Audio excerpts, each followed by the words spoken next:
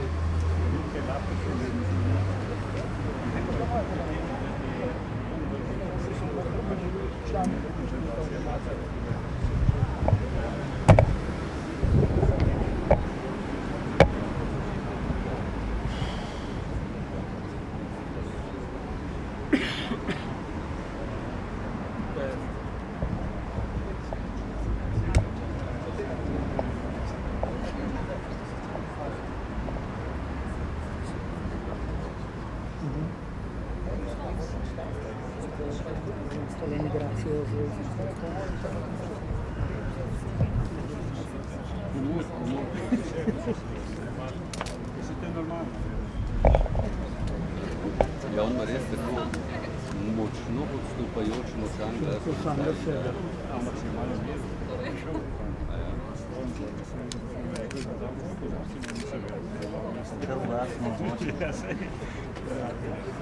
Ampak nima pa posvetuje. Še je digitalni, ne, tam vse, da smo stali, program smo.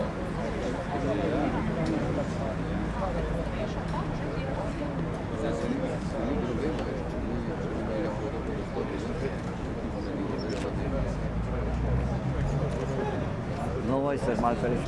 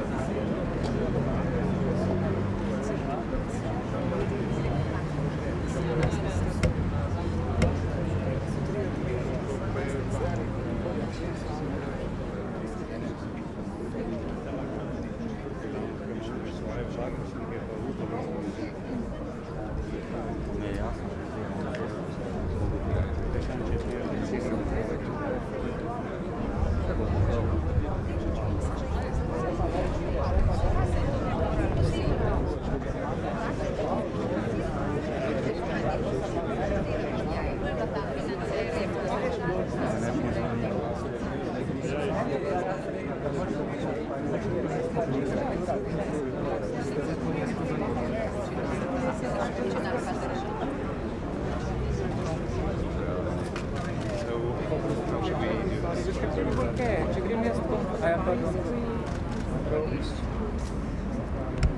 veš kaj tam je, še to ti mi je šel noc, te pa se jaz počasi pomakam, pogremo vsi malo. Ja, mlado.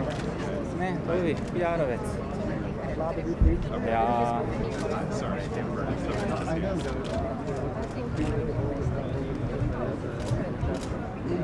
Right. So we'll start with laying the flowers in a. Sure. Shall we just begin, or should I just say hello and begin?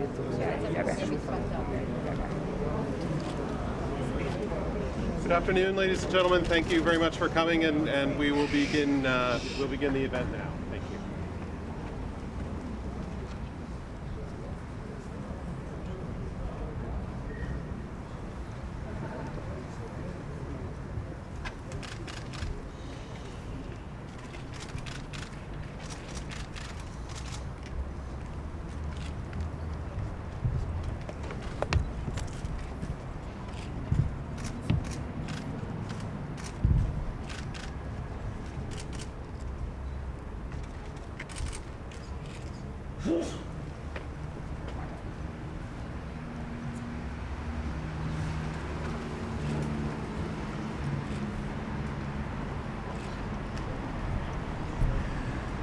Today we are here to remember the danger of silence.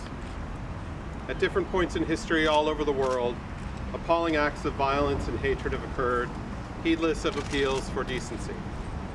Today we see this evil in places like Syria and Sudan, but for many horrible years in Europe, still within memory, millions perished and millions more were locked behind walls of repression and ignorance. Speaking to a different era of struggle in the United States, also well within memory, Reverend Martin Luther King Jr. once said, "It may well be that we will have to repent in this generation, not merely for the vitriolic words and violent actions of the bad people, but for the appalling silence and indifference of the good people." On August 23, 1939, the Soviet Union and Nazi Germany signed the Molotov-Ribbentrop Pact, which helped seal a terrible fate for millions of Europeans. 76 years later, the United States and the European Union stand together in commemorating those who lost their lives to the monstrous systems that Hitler and Stalin created. The blood feud that consumed Europe in the 20th century also left its mark on Slovenia. The fact that discussion of the war and its immediate aftermath are still controversial here speaks to how important it is for all Slovenians to come together in a positive spirit, support the need for mutual understanding, and focus on what unites them rather than what divides them. President Pahor, Parliament Speaker Bergles, and Prime Minister Cerar made similar calls earlier this year in their remarks at the ceremonies commemorating the 70th anniversary of the end of the war. Let the end of silence be marked with a genuine commitment to reach out to others with civility and goodwill, with mutual respect and understanding, and the goal of genuine reconciliation. Thank you very much for coming today.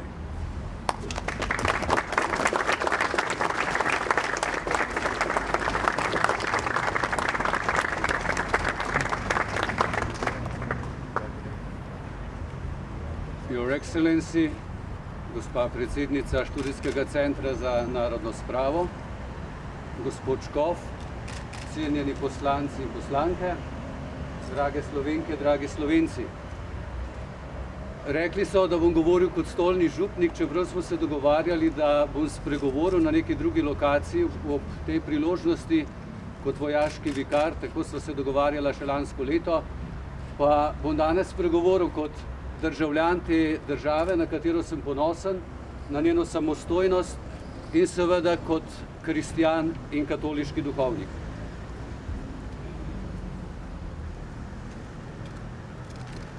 Pojdimo v tem razmišljanju kar neposredno v srčiko problema. Ko govorimo o ljudeh in vse žrtve, ki se jih danes spominjamo, so prvenstveno ljudje, ko torej govorimo o človeku ter človekovih temeljnih in neodtujljivih pravicah, o človekovem dostojanstvu, takrat ne sme biti nobenega oklevanja. Če namreč zanikamo človeško žrtvam, zanikamo lastno človeškost. Če pa sebe dojemamo kot ljudi, saj v temelju kaj drugega nismo, čeprav bi morda radi bili, potem smo dolžni enako dostojanstvo priznavati vsem, živim ljudem, generacijam pred nami in tistim, ki pridejo za nami. Vsi posamezniki, razredi, skupine, narodi, rase, nosilci filozofskih, religijskih, antireligijskih in ateističnih ideologij, ki so se postavili nad druge ljudi, so postali avtokratski, totalitarni. Vsi ti režimi so na evropskih tleh imeli dve temeljni značilnosti. Prvič, zanikali so krščanskega Boga in v Bogu utemeljen sistem vrednot, da so v resnici funkcionirali kot absolutistična religija z močnim naborom kvazi poganske idolatrije. In drugič, ustvarili so navidezni razred, raso v narekovaju, pravičnih, moralno, družbeno, politično primernih, neoporečnih. Konec narekovaja. Na eni strani in razred in skupine in celo narode, ki so bili njihovo nasprotje, so torej bili rasno, družbeno, politično ali moralno oporečni. Če rečem preprosto, ta sistem za svoj obstoj nujno potrebuje nasprotnika. Temu izrazu so dejali nekoč in smo se v njem učili kot o dialektiki. Potrebuje sovražnika. Če zmanjka sovražnikov, si ga poiščejo tudi v lastnih vrstah. Junaki in heroji teh sistemov postajajo posamezniki, ki so se odlikovali po različnih oblikah boja proti nasprotnikom totalitarnega družbenega reda. Zato tudi razumemo, da totalitarni sistemi s takimi junaki boja proti razrednemu ali rasnemu sovražniku žrtvam ne morejo dopuščati mesta v družbenem spominu, ker se potem njihov ideal zruši.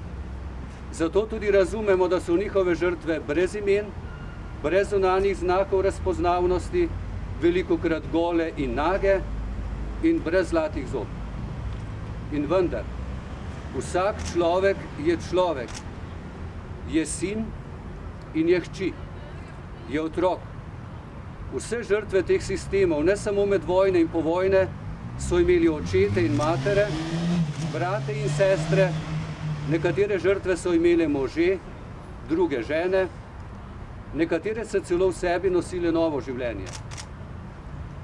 Tu ni ne naših in ne vaših in ne njihovih. In vsa so imela, pravzaprav imajo, ime in priimek, letnico rojstva, krsta, birme, poroke, le za datuma smrti včasih ne vemo. Dva moža mi je bilo dano v mojem življenju spoznati in oba sem zelo cenil. Oba Slovenca. 2 leti je bilo med njima razlike v starosti. Oba sta se med drugo vojno šolala v Ljubljani. Eden na učiteljišču, drugi za mehanika. Takrat se kot dijaka nista poznala. Oba sta bila domoljuba in oba sta delala proti okupatorju in njegovemu totalitarizmu tu v Ljubljani. Prvega so aretirali, ko je trosil letake proti okupatorju, ga poslali v taborišče v Italijo, kjer je zbolel, simuliral bolezen in iz bolnice pobegnil k italijanskim partizanom. Po vojni se je kot partizan ponosno vrnil domov. Drugi je leta 1943 odšel domov na pogreb svojega brata, ki so ga blizu doma pred domačini po hudem mučenju ubili partizani in je potem odšel k domobrancem.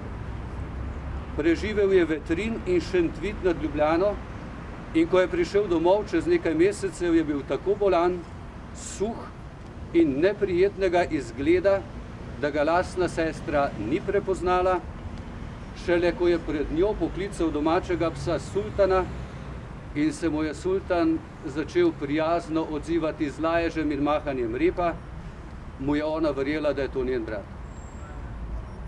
Prvi je kmalu po vojni kot nekdanji partizan dobil službo učitelja v rodnem kraju tega domobranca. Le-ta pa dolga leta ni dobil nobene službe.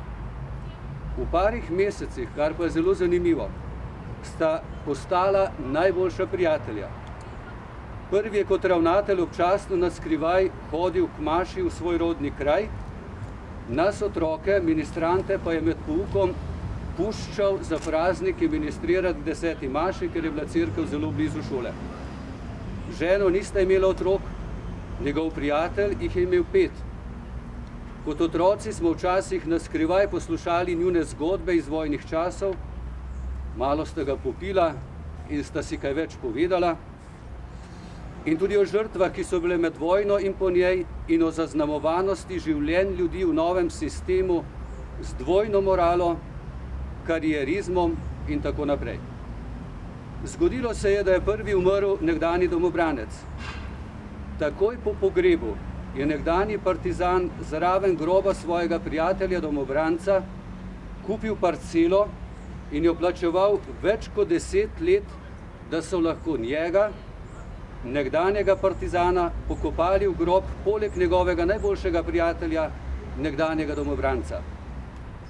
Nasprotnika med vojno sta vojna končala zgodaj maja leta 1945 in živela kot prijatelja, spravljena med seboj od konca vojne, najboljše prijatelja do smrti, po smrti pa kot kristjani verjamemo, skupaj čakata vstajenja drug poleg drugega. Ni naključje, da sta njuna grobova točno na sredini med spomenikom padlih borcev in cerkvijo, na kateri so zapisana imena zamolčanih žrtev medvojnega in povojnega revolucionarnega nasilja. Vsi omenjeni so žrtve. Umorjenim in pobitim žrtvam vseh totalitarizmom pripada dostojen grob z imenom in priimkom, s pravico do spominjanja žrtvom, ki so morale desetletja živeti dvojno življenje, ki niso mogle živeti v skladu s svojo vestjo, prepričanjem ali vero, kot pravi splošna deklaracija o človekovih pravicah, pa pripada vsaj opravičilo strani države. Pravzaprav so, če se malo spustim še na drugo stran, največje žrtve tisti, ki so se prostovoljno, večinoma celo ne iz prepričanja, dali v službo totalitarnega sistema. Nekdani partizan in domobranec, čeprav oba žrtvi, sta si odpustila, se spravila med seboj takoj po vojni in oba z veliko mero dostojanstva preživela zadnji totalitarizem. Klasifikacija posameznikov in skupin, odstranjevanje nezaželenih elementov, zreduciranje ljudi na element je najbolj podla oblika zanikanja človeškosti, nadzor državljanov, zatiranje svobodnega duha, ustvarjanje družbe dvoličnih in pragmatično sodelovanje posameznikov pri vzdrževanju sistema je povzročilo ogromno število neposrednih žrtev. Še večje pa je število posrednih žrtev. Če sorodniki neposrednih žrtev pobitih in umorjenih na vseh straneh pričakujejo le enako obravnavo žrtev, njihovo pravico do imena, do groba, spominjana tudi v narodnem spominu, se zdi, da je duhovna in moralna raztreščenost posrednih žrtev še bistveno hujša. In seveda njihovo breme, ker pri vsakem človeku prej ali slej pride do zavedanja. Globok priklon in iskren spomin vsem smrtjo zaznamovanim žrtvam totalitarizmov in avtoritarnih režimov Evrope 20. stoletja, še posebej Slovenkam in Slovencem. In spodbuda za nas vse, da nas ne bi več izigravali, več delili, resnica namreč osvobaja. Vse drugo zasužnjuje in ustvarja dialektično družbo privilegiranih na eni in družbo tistih, s katerimi se manipulira. Človeštvo in vsak človek pa si zasluži resnico ter enakopravno in pravično obravnavo. Še v kratki tišini se priklonimo vsem Slovenkam in Slovencem žrtev totalitarnih sistemov.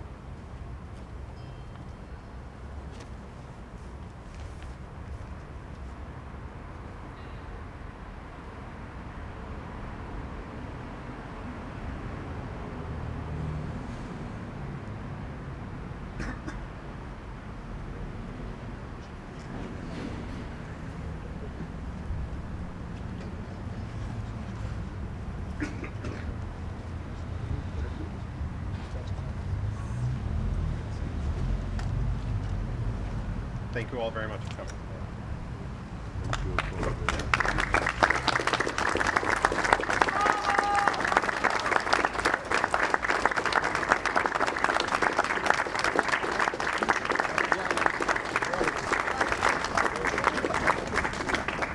Povabljeni k sveti maši za žrtvo stolnico in na memorial takoj po maši.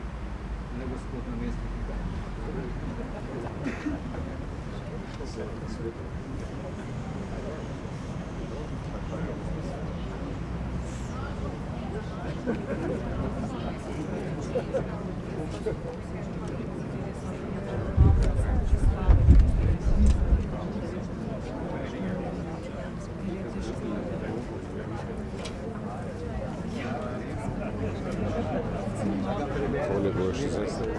Lahko, ja, ker je ful nerodno tele snega, tako imejte to no nik.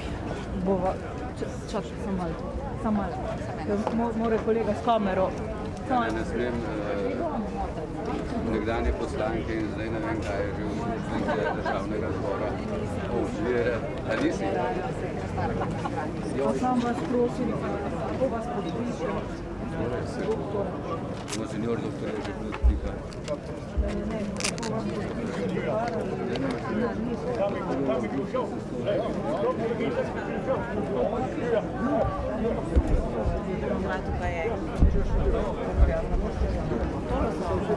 Kateri stavek bi bil? Samo ta stavek. Samo ta stavek, rabim čisto na kratko zdaj za dnevne.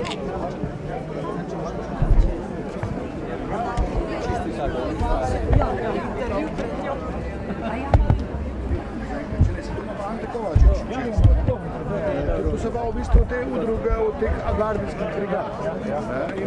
Je pa zanimivo, da jih imajo, ne vem, 12, ampak nimajo enotnega vodstva. Vsaka brigada ima svoje vodstvo. Nas je v bistvu, mi smo z enimi 4-5 smo zdaj sporazum podpisali o sodelovanju. Mi vabimo njih na naše proslave, oni nas.